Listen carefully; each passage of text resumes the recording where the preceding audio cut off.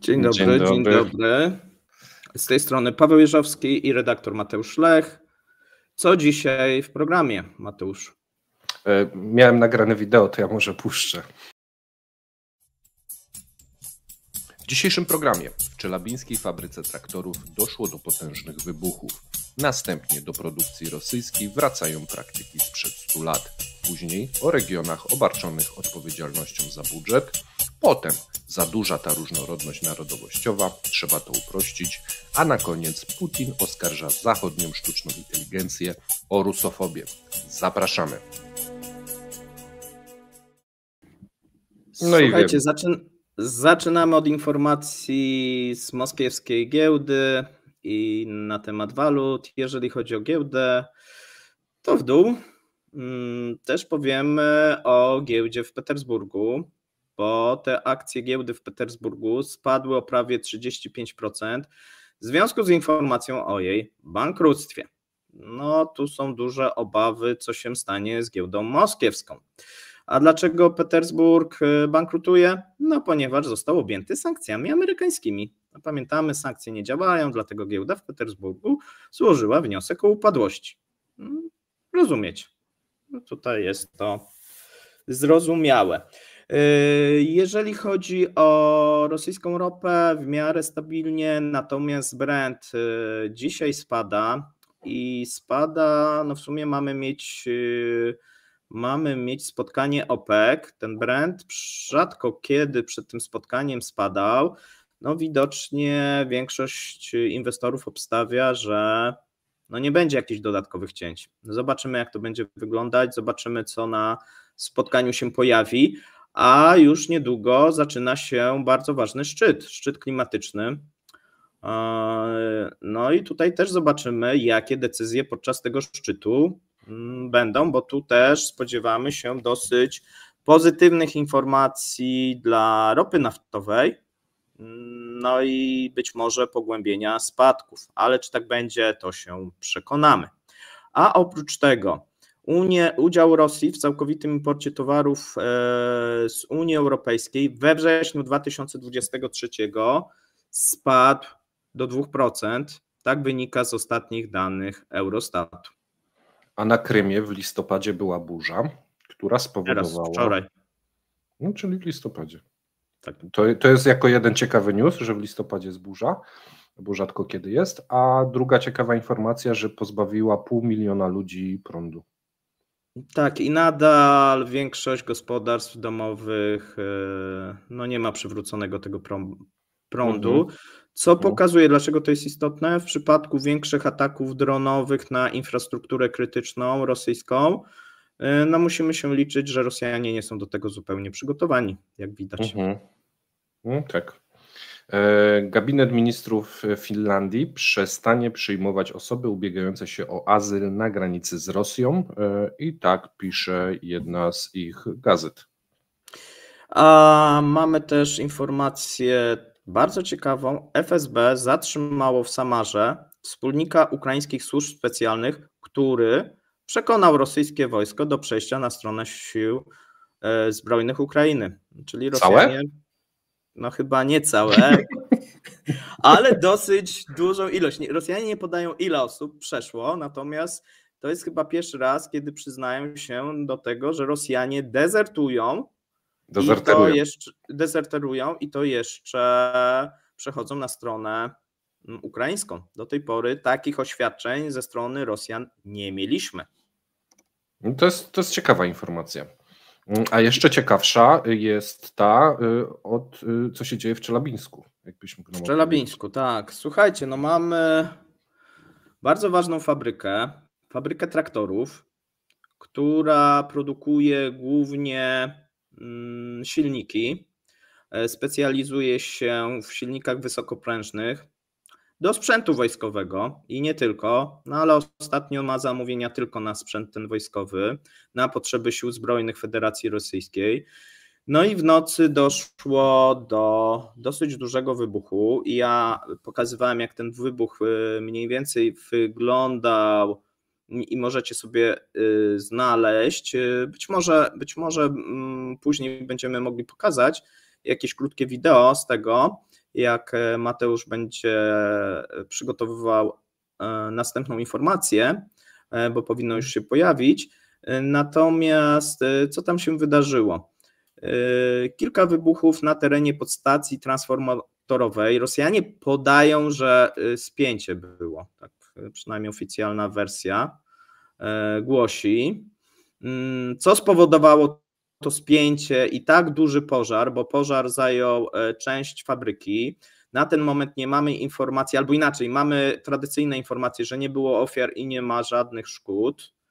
No jak gdyby film mówi, że szkody są i to znaczne. Natomiast dlaczego to jest bardzo istotna informacja obecnie? Dlatego, że Czelabińska Fabryka Traktorów jest strategicznym zakładem zbrojeniowym, wbrew nazwie, i jest głównym dostawcą dla Uralwagon Zawod. Dostarcza silniki i podzespoły do T-72, T-90, BMP Terminator, samobieżne stanowiska artyleryjskie Akacja, M100S i Kolacja SV. A więc no duża strata. Zobaczymy, jak szybko Rosjanie się poskładają. Pewnie nie dowiemy się, jakie końcowe straty były, natomiast wydaje się, że część, a być może cała fabryka jest wyłączona w tym momencie z produkcji. Czyli podsumowujmy. Nie będzie skąd silników brać. Fabryka traktorów, która buduje czołgi, wybuchła... Nie, silniki głównie do czołgów.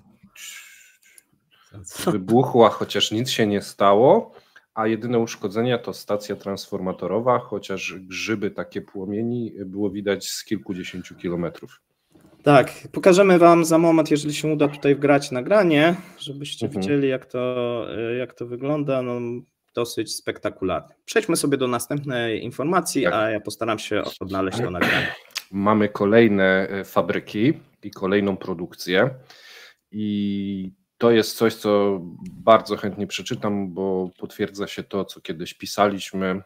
Pod naciskiem wojny koleje rosyjskie, przypominam, to jest monopolista w Rosji, planują werbować skazańców do ciężkiej pracy na kolei.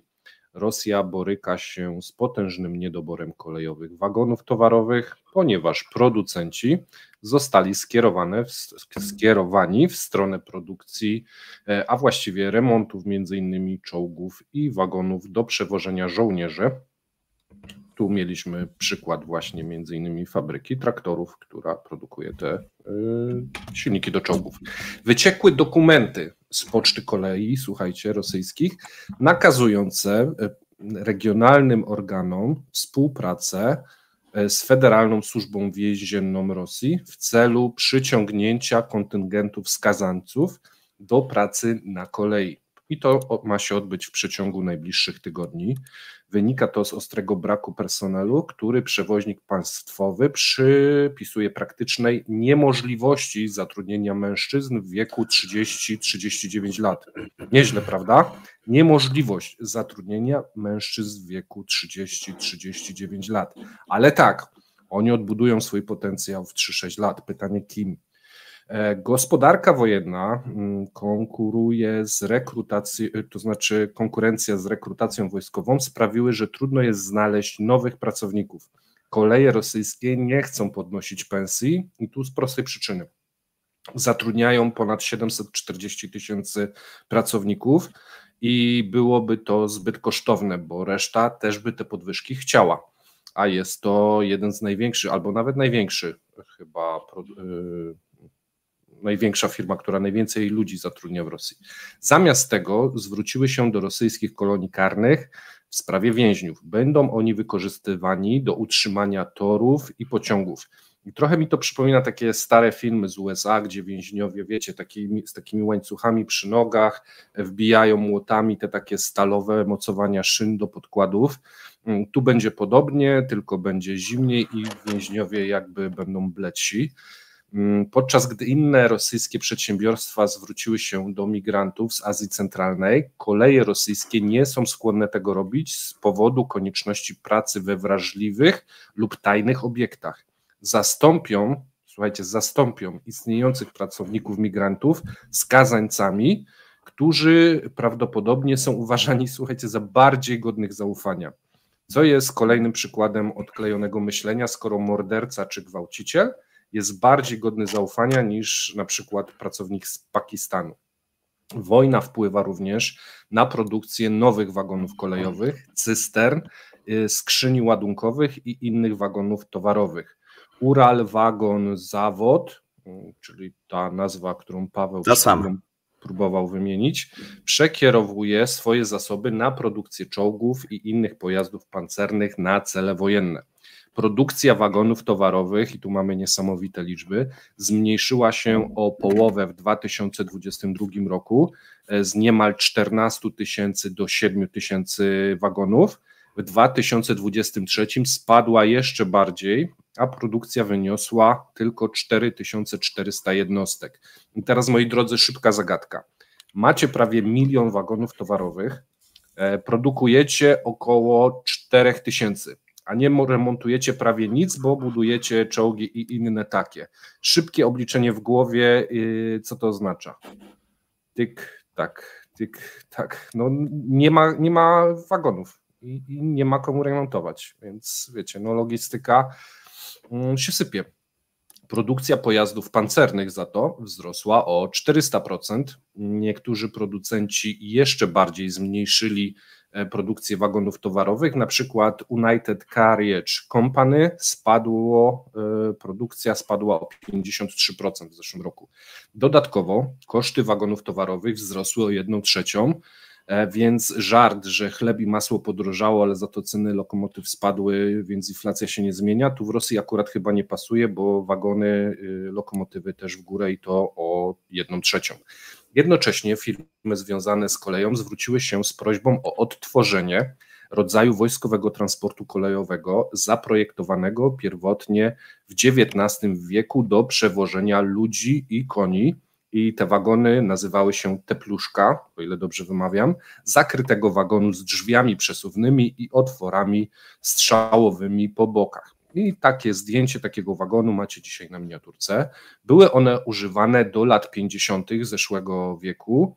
Ogłoszenie mówi, że są planowane do użycia jako część specjalnych pociągów do przewożenia personelu imienia i one były zaprojektowane w latach 30. No i w tym momencie odkopują ten produkt, te pluszki, chcą bardzo podobne budować w tym momencie, żeby zastąpić autobusy, które woziły żołnierzy na Ukrainę, więc cofają swoją myśl produkcyjną o prawie 100 lat. Tak, a ja dla Was przygotowałem, jak wygląda płonąca fabryka traktorów. I tak wygląda spięcie, tak, taki. Zobaczcie zresztą sami.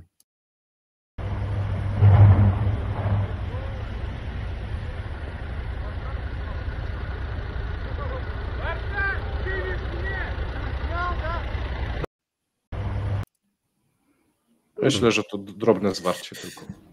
Tak, myślę, że będzie jeszcze kilka filmów na ten temat, natomiast być może kiedyś się dowiemy, jakie straty Rosjanie tam ponieśli, bo wygląda, że dosyć znaczne. A my teraz sobie przejdziemy do informacji, która nie pojawiła się oczywiście w polskiej prasie, a mocno zaczyna rezonować w rosyjskiej, bo sprawa jest bardzo poważna. Rząd Federacji Rosyjskiej zamierza bezpośrednio obarczyć winą za deficyt budżetowy, którego nie ma, który jest i maleje, jest bardzo dobrze, ale winni są gubernatorzy. Czyli jest bardzo dobrze, ale winni są gubernatorzy, tak chcesz powiedzieć. Tak. Mówi się o szefach 4 starych podmiotów i grubo teraz. Czeczenia, Inguszetia, Dagestan, Tuwa i 4 nowych. Doniecka, Ługańska Republika, obwód chersoński i zaporowski. Podobno tam pieniądze idą z budżetu, a w drugą stronę nie idą, czyli to są najwięksi biorcy tych pieniędzy budżetowych. To sobie wzięli teraz, co? 4 regiony do dopłacania. Rząd, słuchajcie, ogłosił, że gubernatorzy tych regionów, wśród nich Kadyrow, będą musieli wziąć na siebie zobowiązania do zmniejszenia różnicy między dochodami a wydatkami, znaczy wydatkami a dochodami regionalnymi, a za niewywiązanie się z tych zobowiązań reżim grozi postawieniem regionów bez dotacji i sankcjami. Gubernatorzy zostali poproszeni o podpisanie obietnic wydawania pieniędzy federalnych wyłącznie na programy socjalne, zwiększenie efektywności instytucji budżetowych, odmowy zwiększenia liczby, odmowy zwiększenia liczby pracowników i urzędów sektora publicznego, czyli ograniczenie, nie mogą więcej zatrudniać, oraz podniesienia wynagrodzeń powyżej inflacji, a także zwiększenia poboru dochodów i koordynacji z Ministerstwem Finansów projektu budżetowego na przyszły rok. Regiony, które się z tego nie wywiążą, muszą liczyć się z brakiem dotacji i subsydiów. Proponowane zmiany mogą jednak nie przypaść do gustu, szczególnie w 3 regionach, chociaż myślę, że w Tuwie też nie przypadnie: Czeczenii, Inguszetii i Dagestanie. Rachunek pozostania częścią Federacji Rosyjskiej zacznie dla tych regionów być mocno ujemny i wielu przywódców oraz mieszkańców zacznie publicznie dokonywać rachunków zysków i strat. I to jest coś, nad czym można pogadać, bo to jest normalnie temat rzeka. Mi się pojawia tyle pomysłów, co tam się może wydarzyć teraz. Myślę, że to będzie idealny komentarz dnia, drodzy słuchacze, bo to może mieć bardzo duże konsekwencje. Zobaczymy, jak sytuacja będzie się rozwijać. Pozostawienie regionów bez dotacji, a wręcz oddanie od nich większych wpłat, czyli zbiorcy z budżetu, te regiony miałyby się w 2025, o tym się mówi, stać płatnikiem netto, no może spowodować, że sens bycia w tej Federacji Rosyjskiej dla tych regionów jest dyskusyjny, może tak delikatnie powiem. Tak, ale to współgra troszeczkę z moim kolejnym newsem, że jest za duża różnorodność i takie rozczłonkowanie tych różnych narodowości i rząd myśli, żeby to ujednolicić, uprościć. Zastępca Dumy Państwowej Sultan Hamzajew zaproponował przejęcie ustawy federalnej, która określi status narodu rosyjskiego w Federacji Rosyjskiej. Jego zdaniem należy zrewidować terminologię i zastąpić pojęcie wielonarodowych obywateli Federacji Rosyjskiej pojęciem Rosjanie Federacji Rosyjskiej. Cytuję pana Hamzajewa. W Rosji jest wiele narodowości, ale jeden naród. Naród rosyjski, czyli wszystkie grupy narodowościowe, mówi parlamentarzysta. Według niego społeczeństwo rosyjskie jest już na tyle dojrzałe, aby wprowadzić taką koncepcję legislacyjną. Poseł podkreślił, że naród rosyjski to nie tylko Słowianie, ale także przedstawiciele republik narodowościowych.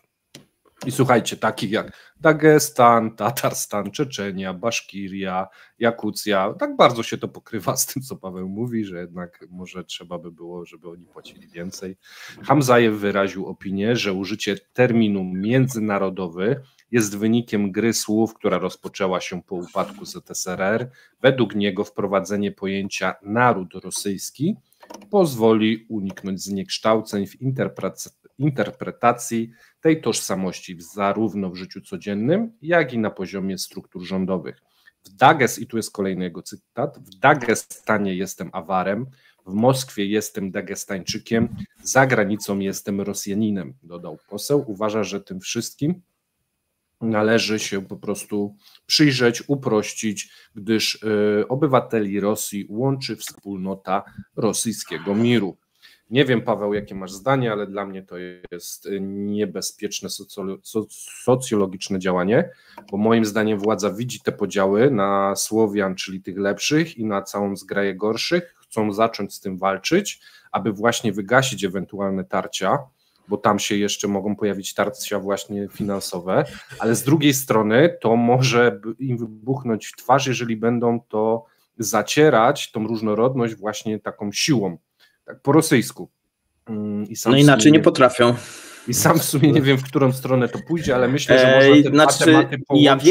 Ja wiem i to jest doskonały temat akurat na komentarz, bo ja rozumiem, że tak jak w Polsce na przykład są Górale, Ślązacy, nie wiem, Kaszubi, no to w Rosji są Rosjanie i są na przykład Górale z Kaukazu, z Czeczenii to są rosyjscy Górale, nie? Więc tak będą, wiesz, że już nie masz tak Czeczenów, Tatarów, nie? Tylko masz Rosjan, tak, którzy mają dialekt taki zupełnie inny, turecki taki, wiesz, nie? Albo perski, tak jak najbardziej można. No można, słuchajcie, taka próba w mojej ocenie, no właśnie, jak się skończy, powiemy w komentarzu. Tak, bo to jest jeżeli chcecie komentarz, to piszcie, chyba że nie chcecie, to też piszcie, że nie chcecie, a my sobie przechodzimy do następnej informacji. To też moja. Putin oskarża zachodnią sztuczną inteligencję o rusofobię i chce własną, taką, wiecie, rosyjską. I tu sam nie wiedziałem, czy wrzucić tę wiadomość tu, czy zostawić może na sobotę do Jaruski, ale ona jest dopiero za tydzień, więc nie mogę się doczekać, aby wam to już dziś opowiedzieć. Prezydent Rosji Władimir Putin ogłosił na konferencji dotyczącej sztucznej inteligencji w Moskwie, że zachodnie algorytmy sztucznej inteligencji wskazują na stronniczość wobec Rosji, co uznał za niedopuszczalne. No i co inżynierzy i informatycy z całego świata głupio wam teraz, prawda? W związku z tym Putin podkreślił potrzebę rosyjskiego rozwoju sztucznej inteligencji opartego na tradycyjnych wartościach. Czyli, że co, odpowie im czat, jak szybko zrobić samogon i splądrować wioskę, bo to w sumie zachodnie chyba nie potrafią udzielać takich odpowiedzi. Prezydent zauważył, że monopolistyczna dominacja zachodnich technologii sztucznej inteligencji na rosyjskim rynku jest niebezpieczna, ponieważ te algorytmy mogą ignorować rosyjską kulturę. Putin podkreślił, że kontrola rozwoju technologii AI jest konieczna, a wsparciem powinna być tradycyjna kultura i wartości. Ostatecznym celem jest wzmocnienie potencjału naukowego, edukacyjnego, technologicznego i produkcyjnego Rosji oraz rozwój gospodarczy. Ja to podsumuję w ten sposób. Sztuczna inteligencja w Rosji z rosyjskimi wartościami będzie rzeczywiście w pełni sztuczna. Masz, Paweł, coś do dodania? Nie, tutaj jest pytanie odnośnie kolejnego materiału inwestycyjnego. Dzisiaj będzie oświadczenie związane z atakami na kanał i tam będzie również informacja na temat naszych programów inwestycyjnych, które prawdopodobnie zostaną zawieszone tymczasowo. A my ze swej strony dziękujemy, życzymy miłego dnia. Słyszymy się o 17:00 na komentarzu. Trzymajcie się. Cześć. Do usłyszenia.